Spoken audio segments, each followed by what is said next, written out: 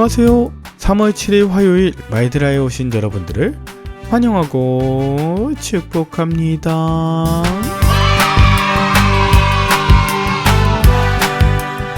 저는 어제 한 목사님과 만나는 일정이 있었는데요. 이제 목회 여정을 마무리하시면서 그간 있었던 여러 간증과 지혜의 말씀을 들려주셨습니다.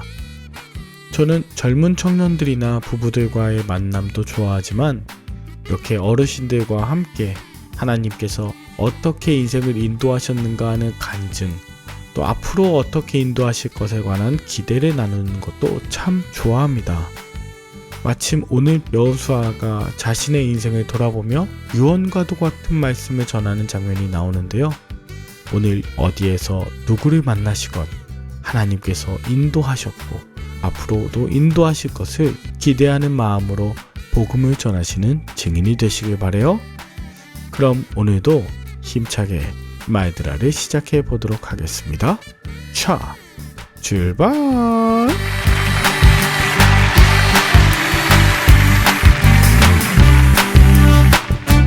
오늘은 여호수아 23장입니다. 오늘 본문은 앞서 말씀드렸던 것처럼 여호수아가 나이가 많아 이스라엘 리더들을 불러다 유언했다 하는 장면이 나와요. 1절에 보면 여호와께서 주의 모든 원수들로부터 이스라엘을 쉬게, 즉 평안한 안식을 취하게 하신 지 오랜 후에 여호수아가 나이가 많아 늙었다고 나옵니다.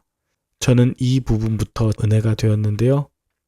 이스라엘 인생에 수많은 전쟁이 있었지만 나이가 많아 늙어 죽을 수 있도록 허락하신 것이 참 축복이다. 또한 3절부터 16절까지는 그들에게 유언할 수 있는 기회를 주신 것이 축복이었습니다. 불의의 사고나 전쟁터에서 죽게 된다면 이렇게 유언할 수 있는 시간이 없을 텐데 요즘에는 병원에서 생명을 연장시키며 유언할 수 있는 시간을 드리기도 합니다. 또한 가족들이 마지막 임종 인사를 할 수 있는 시간도 주어집니다. 그런 의미에서 저와 여러분들은 하나님의 은혜의 시간에 살고 있습니다. 비록 그 끝이 언제인지는 알 수 없지만 우리가 유언하는 삶을 살 수 있는 기회를 주셨기 때문이죠. 계속해서 여호수아의 이야기를 보면 가나안 땅으로 인도하신 것이 바로 너희 하나님 여호와께서 너희를 위하여 행하신 것이다. 하나님께서 역사하신 것을 분명하게 밝히는 여호수아예요. 4절에 그저 자신은 제비를 뽑아 너희의 기업으로 삼았을 뿐이다. 5절에는 앞으로 하나님 여호와께서 너희 앞에서 그들을 쫓아내시고 너희가 그 땅을 차지하게 될 것이라고 축복해요. 너희 중 한 사람이 1000명을 쫓게 될 텐데 이것도 너희 하나님 여호와께서 너희를 위하여 싸우시기 때문이라고 말합니다. 이것은 하나님께서 자기 백성들에게 언약하신 것을 이루는 과정이고 또 한없는 사랑과 복을 주시는 분이 우리 하나님이심을 기억하라는 거예요. 그러므로 여호수아는 절대로 교만하면 안 된다. 하나님만 섬기며 말씀을 행하는 삶을 살 때에 앞으로도 계속 승리하는 삶을 살 수 있을 것이라고 간증하는 것입니다. 그런데 12절부터는 축복이 아닌 저주의 말씀도 나와요. 그것은 너희가 만일이라고 시작하는데요. 가나안 족속들과 혼인하고 왕래하면 하나님께서 그들을 이스라엘의 옆구리에 채찍이자 눈의 가시로 삼아 하나님 주신 아름다운 땅에서 멸절시킬 것이다. 그러면서 여호수아는 15절에서 하나님이 말씀하신 선한 말씀이 너희에게 임한 것 같이 모든 불길한 말씀도 너희에게 임할 것이다. 그러니 절대로 언약을 범하거나 다른 신을 섬겨 절하지 말라고 신신당부를 해요. 이것이 여호수아가 이스라엘의 리더들에게 했던 유언이었습니다.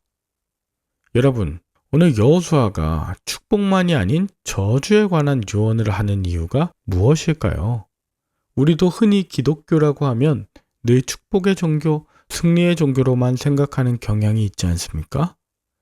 하나님이 아닌 복과 승리에만 집착하거나 세상 속 우상을 섬기고 절할 때에 하나님의 계약이 파기됨을 언급도 안 하고 생각조차 하지 않습니다. 나의 삶과 행함이 어떻든 상관없이 하나님께서 영원 무궁토록 나의 죄악을 용서하실 거라고 착각해요. 그러나 구약 전반에 흐르는 구원과는 출애굽을 한 이스라엘 1세대가 가나안에 들어가지 못했고 2세대가 가나안에 들어갔으나 타락하여 계속해서 압제당하다가 인간 왕을 세우길 원하고 나라는 분열하고 이방의 포로로 끌려가는 그런 비참한 삶을 살았다는 것, 이거 아닙니까? 물론 우리가 예수 그리스도의 그 어떤 것으로도 끊을 수 없는 사랑을 받았다 하지만 그것은 고난 중에도 신실하게 믿음을 지키며 하나님을 사랑하는 자들에게 해당하는 것이지 죄악과 더불어 우상을 섬기는 자에게 해당되는 약속이 아닙니다. 그러므로 여호수아는 8절에 오직 너희의 하나님 여호와께 가까이 하기를 오늘까지 행한 것 같이 하라고 명령하는 것이에요. 여기에서 너희 하나님 여호와께 가까이 하라 하는 것은 어떤 틈도 없이 착 달라붙는 것을 뜻하고 확고하게 머무르며 굳게 결합해서 힘써 쫓아가는 것을 말합니다.